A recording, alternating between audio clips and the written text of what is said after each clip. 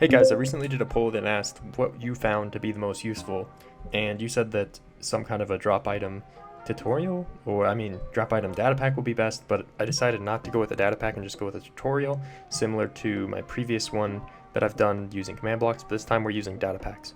So this is basically a comprehensive drop item slash other menus could be used this similar way tutorial, and I might go over chest as well as tell raw in separate videos, but I just don't like chest because it can't be made super multiplayer compatible because other people can open chest.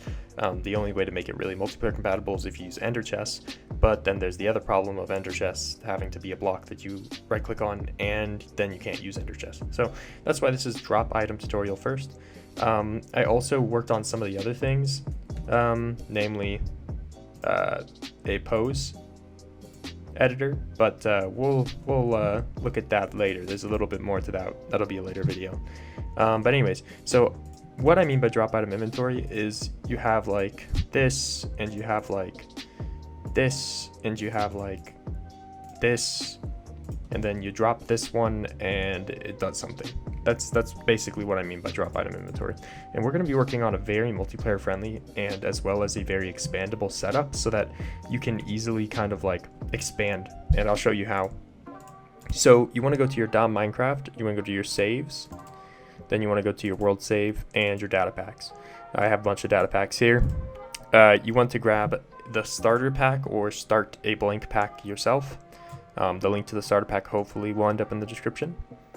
So then you just extract it, and now you have your folder. So we're going to rename this drop menu.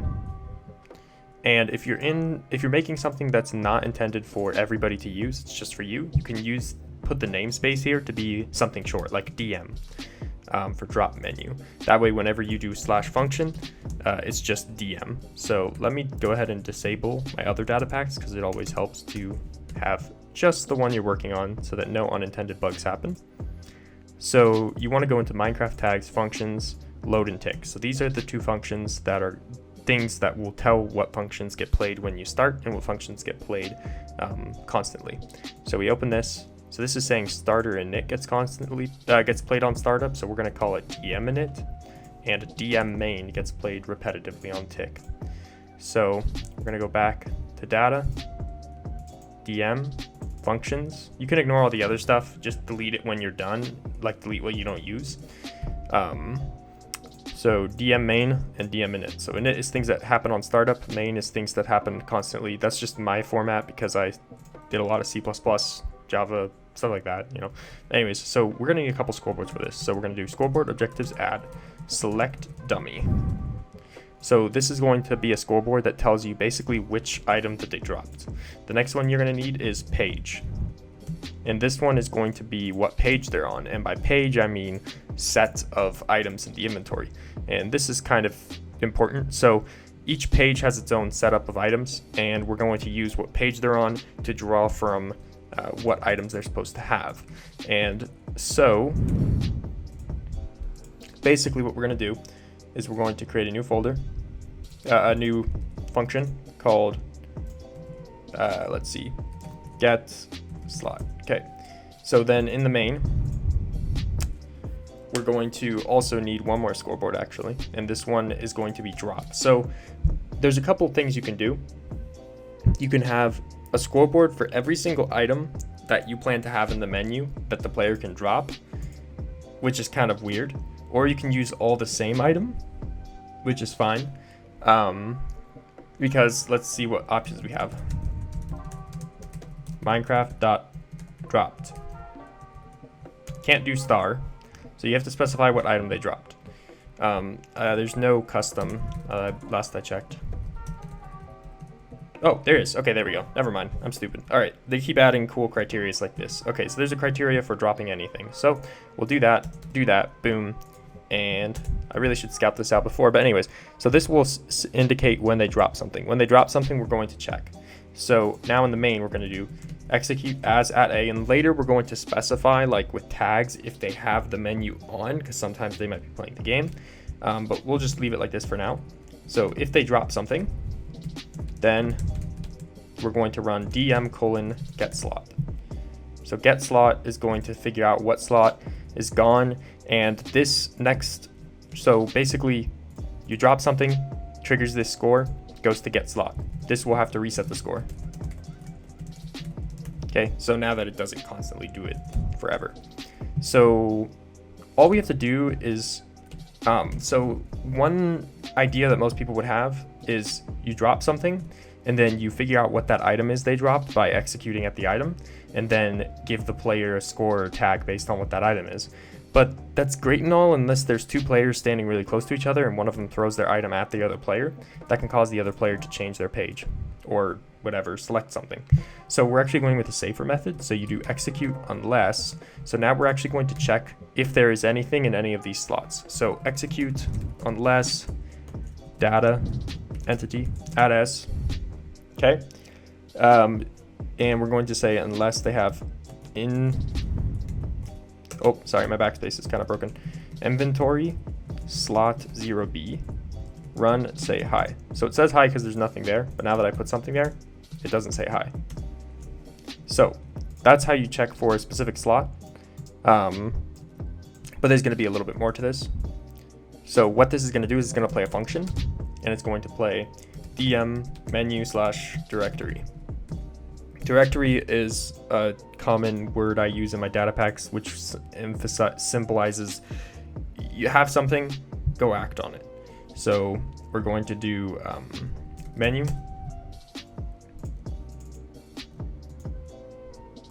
directory. Say dropped. Okay, so this is, let's prototype. Let's type reload. And let's see. So we can give ourselves a bunch of items. So if I drop this item, nothing happens. But if I drop this item, it says dropped. Just like that. So we know that they dropped that item, but let's specify what it is. So instead of directly going to directory, let's just go like this. And let's instead do scoreboard players set as select 1. Or you can, let's call it 0 since they start at 0. Yes. Let's see, 0 or 1, 0 or 1.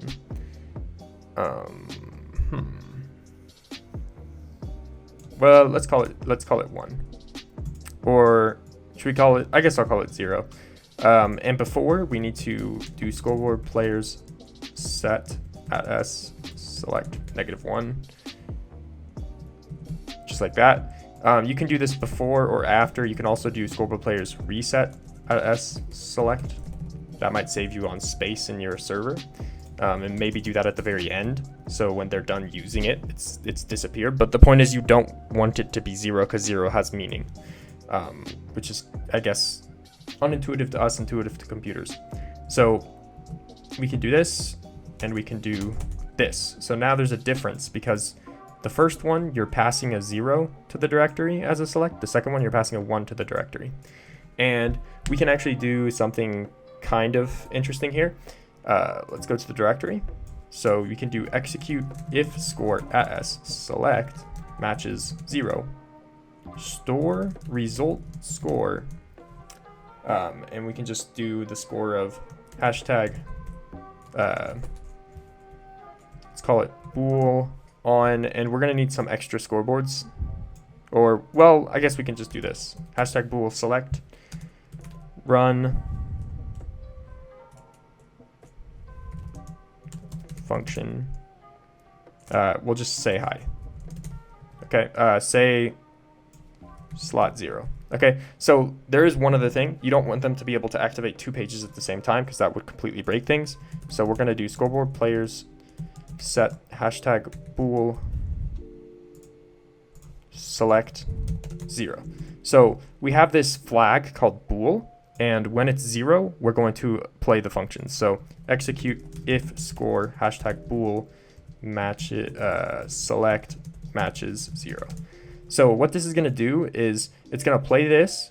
If there was some option in the directory that it finds like is a good option, then it's going to set bool to 1, which means the next time we play the directory, it won't play the directory. So we can't pick twice because the directory picks something. And basically it just takes priority of furthest left slot is most important. But you don't have to worry about that. The only time that this really saves with is if somebody did something like, these were 3 options they could have picked, and they decided to go like that, and then that, then it would pick all 3 options at the same time, which is probably not a good idea. So let's go ahead and do that, and let's do a second one that says slot 1, and we can start prototyping. So let's reload. So if I drop this one, nothing. If I do this one, it says slot 1. If I do this one, it says slot 0. Perfect. Now what happens if I do this and that? It just says slot 0. It doesn't say slot 1. So that's exactly what we want. We want it to be very clear what they're doing. So our convention is the lowest number first. So now all we need to do to expand our get slot and to finish it, so you never touch this function again, is 1, 2, 3, 4, 5, 6, 7. So this covers all the slots in their inventory, and delete that. So then 2, 3, 4, 5, 6, 7, 8. And it's only 8 because it counts from 0. You can always change your convention to not count from 0, but it's good to know because that's just what computers do. So that's all that. These other things will basically do nothing since I don't have any results for them. So that's perfect. Now, the one thing that actually gets persisted, so we're gonna do scoreboard players add s page 0. So this is just to give them a page score, or really we can do, yeah, that's fine. So this is just to give them a score of 0 on page, just in case. You can add nothing to it. So now basically we're going to start to expand this, and it's going to start getting kind of messy, but it's going to help with command limiting. So we're going to go with page, essentially page 0, and we're going to have our own directory in there. And this directory is going to look just like this, like we're used to. But we're going to change this upper one to take you to a page. So if page matches 0, and we don't care about that, function dm:/menu/page0/directory. So basically this just lets you organize. So first you figure out what page you're on, and then you figure out what one they selected, just like that. And when I reload, it should still have the same logic, and it does. Perfect. So we didn't really change anything necessarily because we're still on page 0, and we can do scoreboard objectives set display sidebar page 0 page, so we can see what page we're on.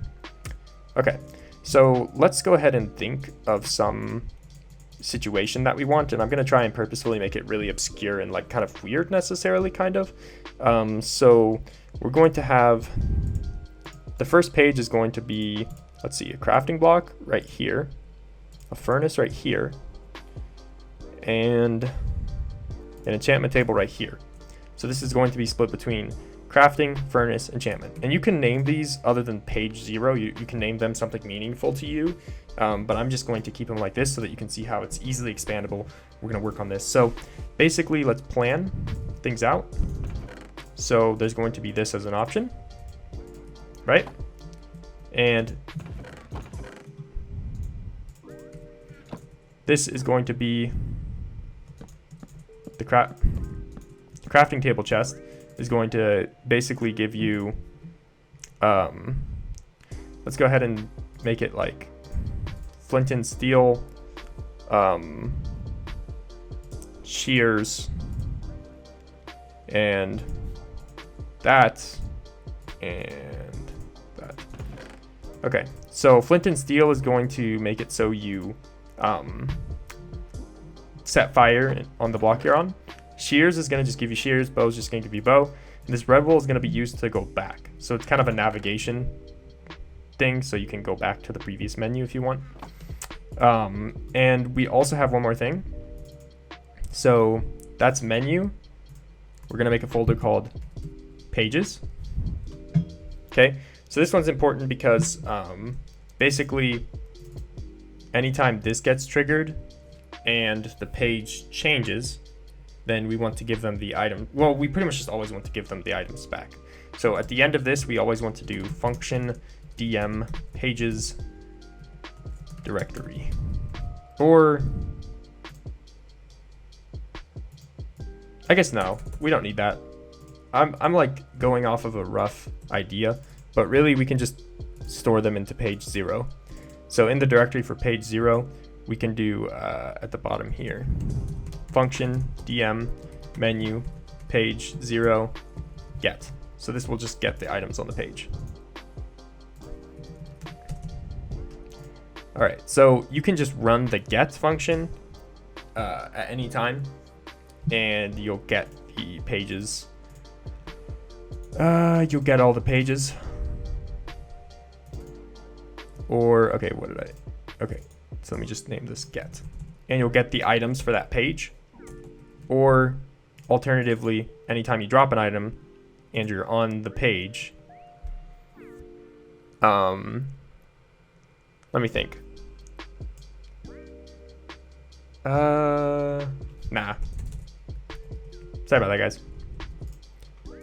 We're gonna do an extra helper because because you may change your page in one of these selections. So let's go ahead and say page check. Okay, so page check is actually a very important thing, and this is pretty, if you guys are here and got here, then this is actually a very important thing. So we're gonna have an extra scoreboard called p-page, and we are basically, this is like a common technique that I use. So execute unless score at s p-page equals at s page, run function, and then we can do dm menu slash page dir. We'll just call it page dir because like directory, or directory pages, whatever you want to call it. All right, and then afterwards we do scoreboard players operation at s p-page equals at s page. So basically this is like a change detector. So we just have to go execute as at a, run function dm page check. So if they're not the same, then it grabs the pages and then it makes them the same, so it doesn't constantly do it. So directory underscore page, pages, I think that's what I called it. Yep. So instead, this will just go play the get function from that subfolder. And that's pretty much it. It's exactly the same as the directory, except it plays the get function. Okay, so let's go into page 0 and let's establish a get. So this will do clear at a.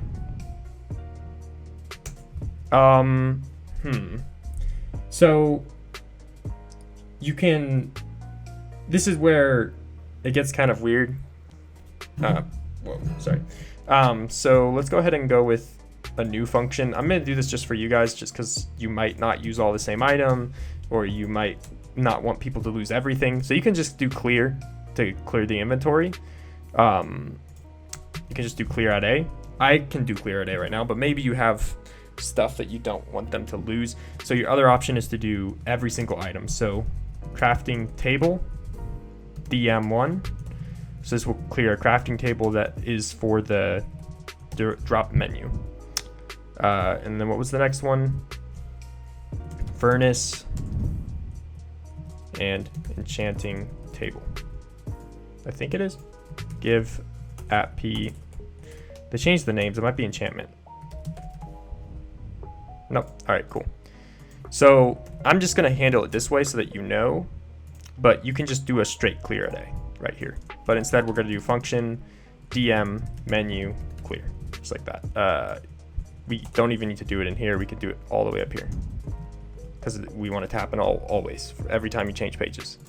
So when you get a page, this page in particular, page 0, is going to have that. So replace item entity at s hotbar dot 01233 crafting table, and we're going to give it a tag of dm, and we're going to go display name, and this is where we can put a name. So we can go, now that we did single quotes, we can do regular quotes inside.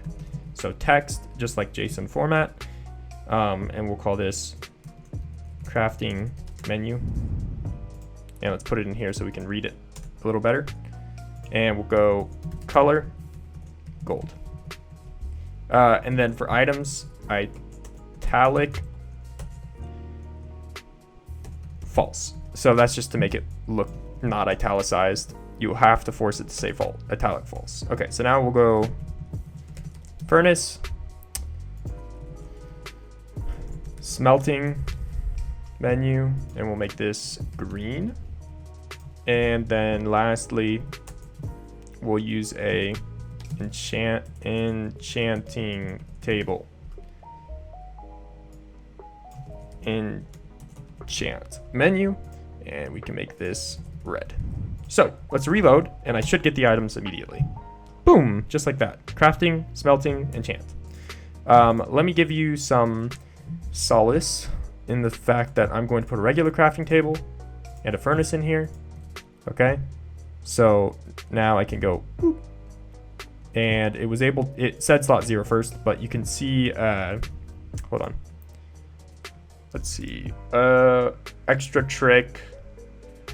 Oh yeah, this is an extra trick that we need to do. In here, at the very end, we're gonna do scoreboard players reset at s p page, just like that. That's literally the extra trick. So it forces you to get the items back, just like that. So reload. So there you go, I get the items back as soon as it drops. And you can see I didn't lose anything here because these don't have the fake tag of DM. And there's one extra thing we can do, and that's when you drop, we can also kill at e type equals item nbt equals item tag dm1. So anything that has a dm1 tag, we kill. So now, there you go. Item's gone, and we're really starting to get something that's looking like a drop menu. Sorry if this video is taking a while, but I'm gonna try and make it pretty fast. So that's really this is the skeleton bones. We're done. But I'm gonna show you examples so that you can know what to do. So in page 0, in the directory, we no longer care about these slots. We care about slot 0, 1, 2, 3, 4, and 5. So 3, 4, and 5. So those are the slots we care about. So that's all we need. And then we just do scoreboard players set at s page 1. So 1 will be for the crafting. I don't plan to have further submenus, but if you plan to have further submenus, instead of doing 1, 2, 3 here, you could do 1, and then you could do 100. So then you can go for the crafting, you can have submenus of up to 99 additional pages. So you can space things out that way, but I'm not planning to do that. So 1, 2, 3. So this will change my page. And let me start closing these files.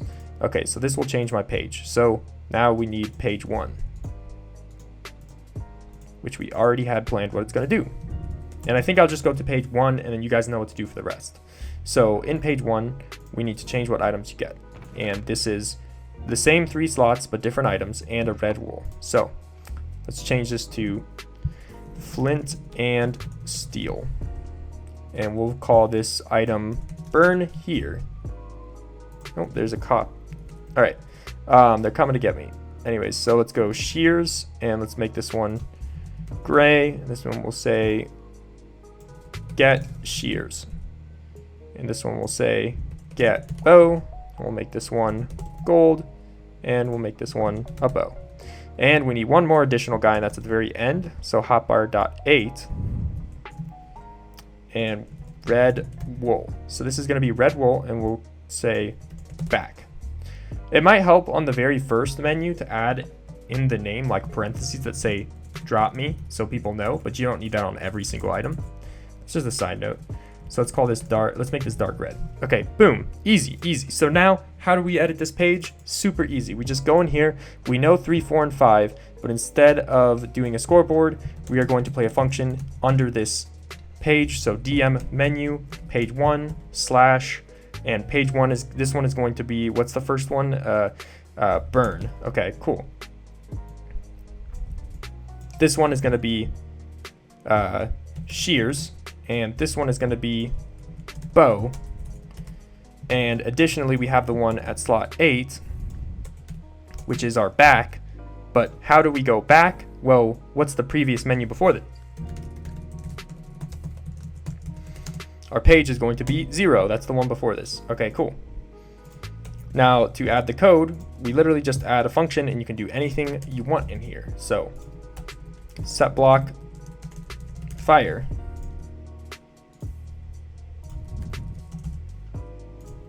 Give at p shears.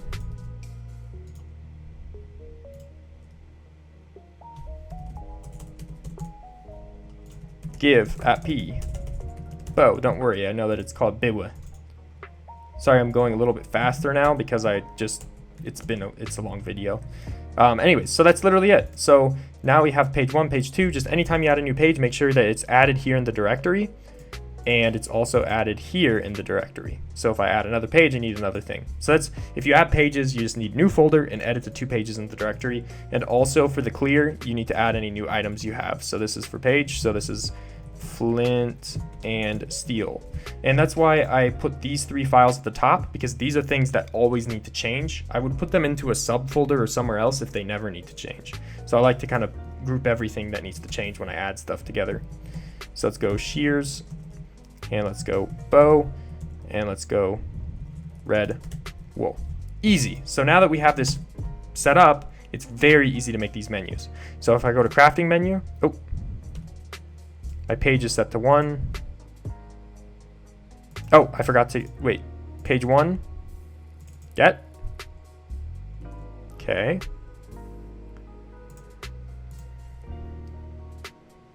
Let's see, directory.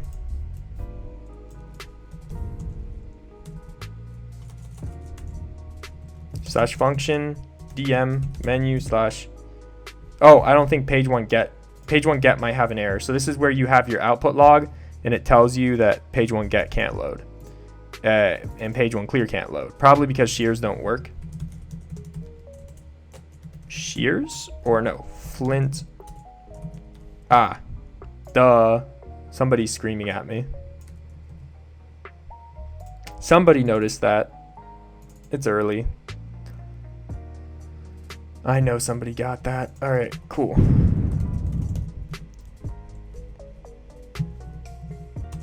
All right, cool. So this puts me here. Burn here.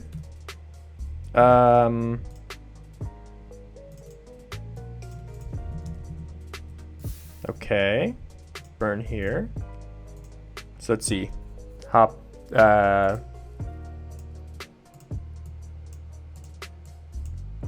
So this is just the debugging process. So I go here.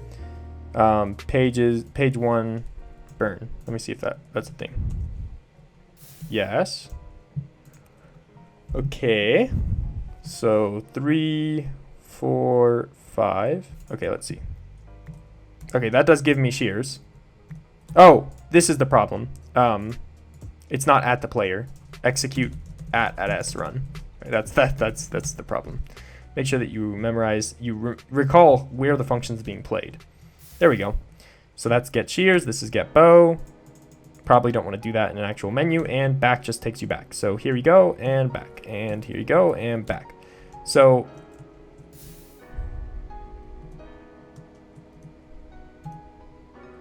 interesting. Okay. One thing I didn't account for is slip. So it propagates. If you set the page, the next one, it will detect a page. So let's see. How can we prevent that? One way to prevent that is we can reverse the stack. That can help, but that's not going to solve all our problems. So let's go ahead and say, let's do that trick again. So store result hashtag bool1, we just add an extra flag. So it's very similar to what we did before, but we just add an extra flag to it. So then we do if score hashtag bool1 matches 0.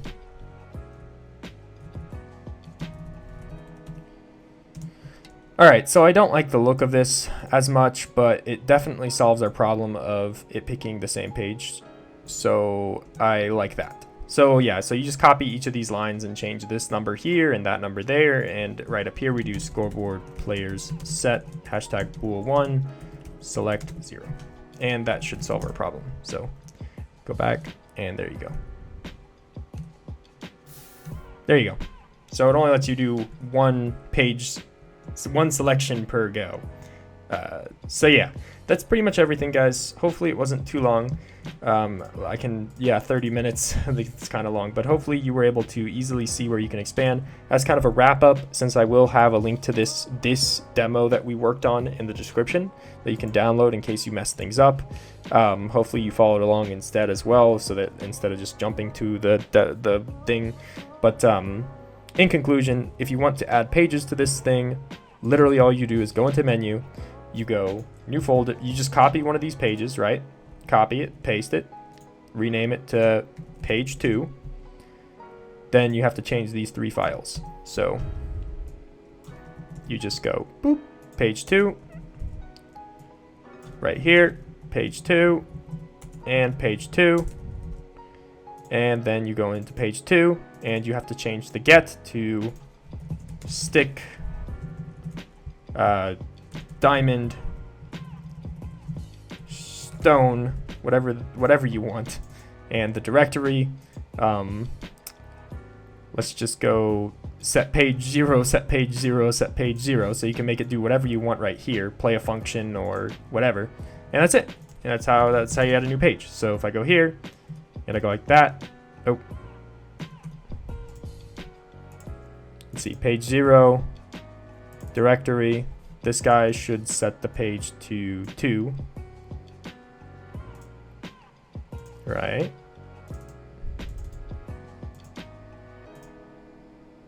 Okay. You're also going to need to add to the clear, the items to the clear. Oh, that was the problem. Typo. There you go. So now you have these guys, and they all just take us to page, I believe, 1. All right, guys. So I found what the bug was. It took me quite a while, but basically, since that extra page I used was making your score get set to 0, like was making your page get set to 0, it was making the flag that we had called bool the select that prevents you from picking multiple things, that was getting set to 0. So you can download the thing in the description. All I did was I just changed this to say if there is, it resets the score so there's nothing on it, and this checks if there's anything on it. So basically anytime, so it's just if any scores on it, 0, 1, 0, 1, 2, whatever. So now we're all good. And likewise, this will not make a difference, but I made this change just so it's more readable. But I moved the thing to inside here. So this sets the flag to 1 to say that you picked a page. This is basically like the page flag. So we set the flag to 1 forced inside each directory file to say that you went into a page. Just like that. But it didn't really change anything, honestly, because that wasn't the problem. But anyways, guys, that's pretty much it. Hopefully this video was useful. I know I was kind of messy a little bit, but I figured out that I'm flying out of here tomorrow when I thought it was going to be Sunday. So I thought I had more time to do this, but I definitely don't. So hopefully you guys liked it, and boom, my items are gone. But hopefully you like that, and I hope that this can help you really quickly prototype and design menu pages, because this is really fast and expandable. You just have to have a little bit of command knowledge and know where to copy paste. But other than that, super expandable. This is how I like to make my data packs. You don't have to mess with any of these files or anything. Extra bonus tip that I don't think I emphasized enough is you can use custom model data resource packs if you're already using a resource pack to retexture like a stick to be a crafting table, and then just clear all sticks, so every item in the menu is just a stick or something. That definitely would save you more time in the clear file. That's a technique I use with the right-click menus, which I might get to later, but right-click menus are basically exactly the same, except you don't trigger them with a drop. So anyways, guys, other than that, thanks for watching, and I'll see you in the next one. Peace.